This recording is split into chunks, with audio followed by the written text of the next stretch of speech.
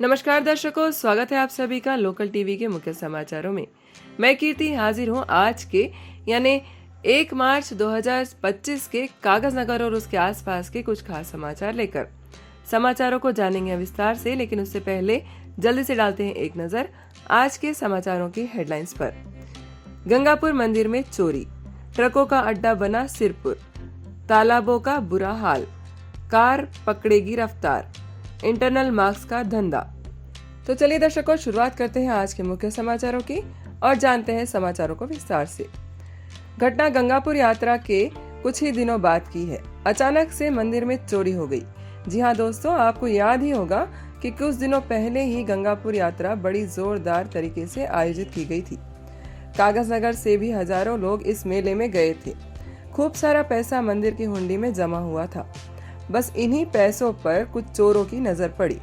एक रात ये चोर चुपके से गंगापुर मंदिर में दाखिल हुए और मंदिर के ताले तोड़ते हुए इन लोगों ने हुंडी में जमा हुआ पैसा जमा कर लिया और लेकर रफू चक्कर हो गए।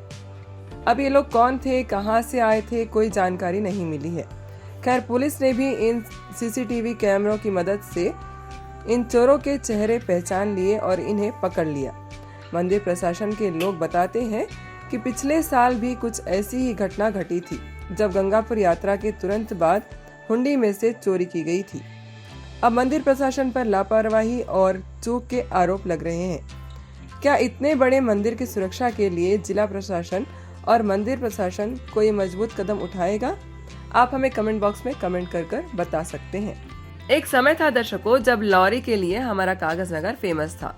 आंध्र प्रदेश के ओंगोल से लगातार लकड़ियां लेकर एसपीएम में सप्लाई के लिए लॉरियां चला करती थी, मगर अब तो सिरपुर टाउन भी लॉरियों का अड्डा बनता नजर आ रहा है।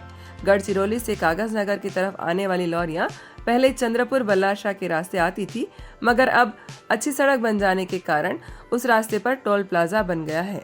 टोल बचाने के लिए अब ये लॉरियां शॉर्टकट मार रही है। गढ़चिरौली से निकली लॉरी अब चारमोशी, आष्टी, गोंडपीपरी के रास्ते सीधे सिरपुर टाउन में आ रही है। गोंडपीपरी तक तो नेशनल हाईवे है, उसके बाद की सड़क भी बॉर्डर तक एकदम चकाचक है, इसलिए हर कोई इसी सड़क पर आ रहा है। लेकिन इस सड़क पर इतनी ट्रैफिक हो गई है कि तेलंगाना की सड़कों पर इसका बुरा असर पड़ रहा है। वेंकटराव पेट से लेकर टोकनी तक तो रोड बुरी तरह टूट गई है। सिरपुर टाउन के अंदर के मेन रोड भी टूटने लगे हैं। दर्शकों, आपने ट्रकों के ऊपर ऑल इंडिया परमिट लिखा देखा ही होगा। इसी तरह अगर आप किसी रास्ते का इस्तेमाल करते हैं तो आपको परमिट लेना पड़ता है। सिरपुर टाउन की पुलिस ये परमिट चेक करती है। इसके अलावा special permit, GVW, fitness certificate, special charge receipt, toll tax की रिसिप्ट भी पुलिस चेक करती है। इसके अलावा लॉरी या बस के मालिक को सिरपुर टाउन से एक परमिशन भी लेनी पड़ती है।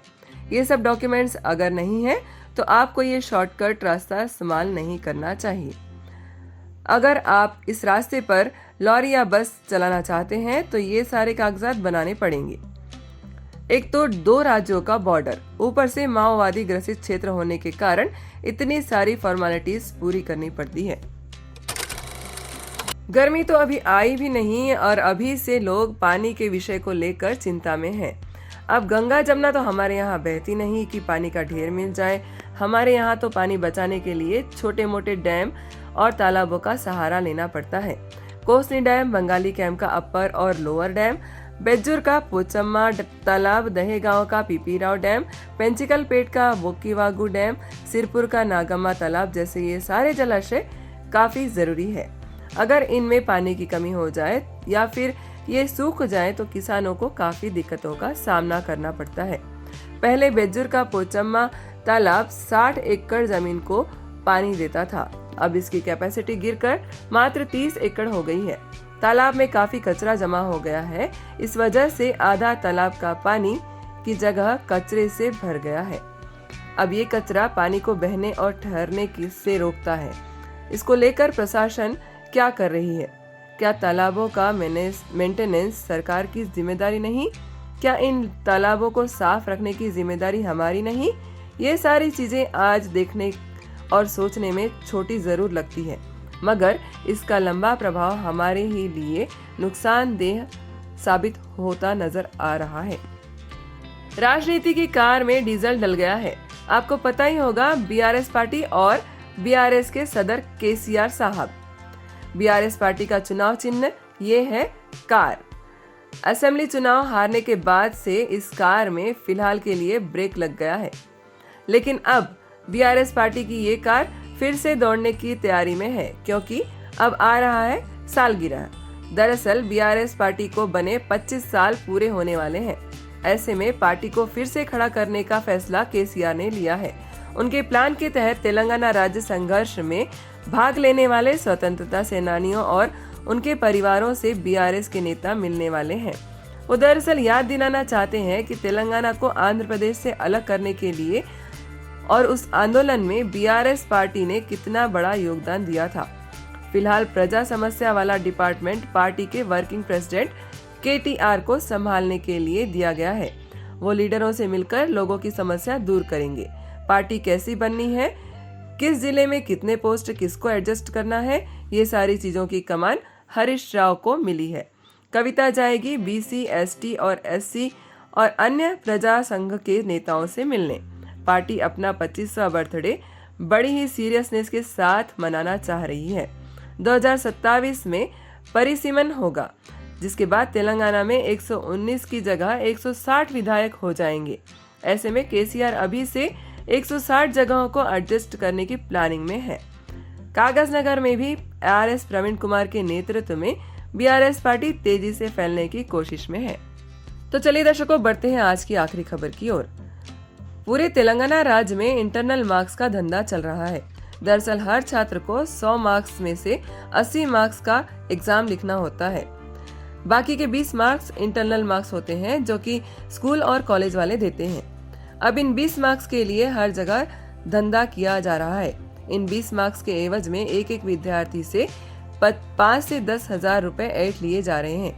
पूरे राज्य में लाखों बच्चों से करोड़ों रुपए ले लिए गए हैं।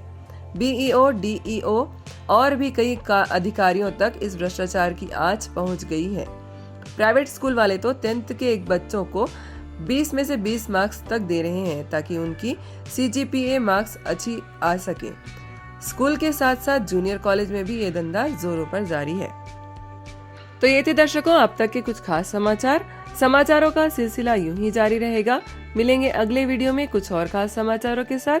तब तक के लिए आप जुड़े रहिए आपके अपने पसंदीदा यूट्यूब चैनल लोकल टीवी के साथ।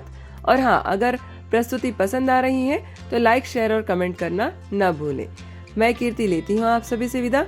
अपना ध्यान रखिएगा। नमस्कार।